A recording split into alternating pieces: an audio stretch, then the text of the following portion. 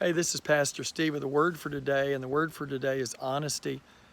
In 2 Corinthians chapter 8 and verse 21, Paul says, we aim for that which is honorable, not only in the sight of God, but in the sight of men. Well, it used to be a person could say somebody's as honest as the day is long, which means they're really, really honest. And I think about today of the dishonesty of people.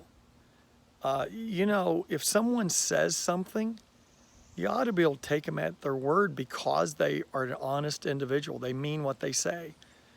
Or if they say they're going to do something, then you can really depend upon them because they're honest. And so I think we as Christians especially need to have this about us, this thing of honesty, because people need to be able to trust us.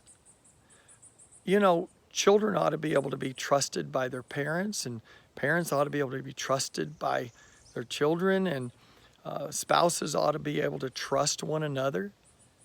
They shouldn't have to look in a cell phone and say, you know what, I found this in your cell phone and this is something you lied about. They shouldn't look on the computer and find stuff. They shouldn't hear stuff from friends.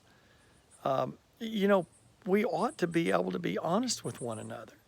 And the people that are not believers, if they look to believers, they're looking for a different life. They're looking for evidence of what Christ can do in a person's life. And one of those things is honesty. If you work with somebody in a place, you know whether they're honest or not. If you're a neighbor, you know whether they're honest or not. If there's somebody that you went to school with, if you're somebody younger, you know whether they're honest or not. You really know whether you can trust them or not.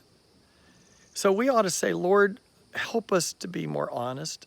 Help us to be completely honest so that others who are not believers will be drawn into you. So as we go through our daily walk, help us determine each and every day that we're going to be known as an honest person. God bless.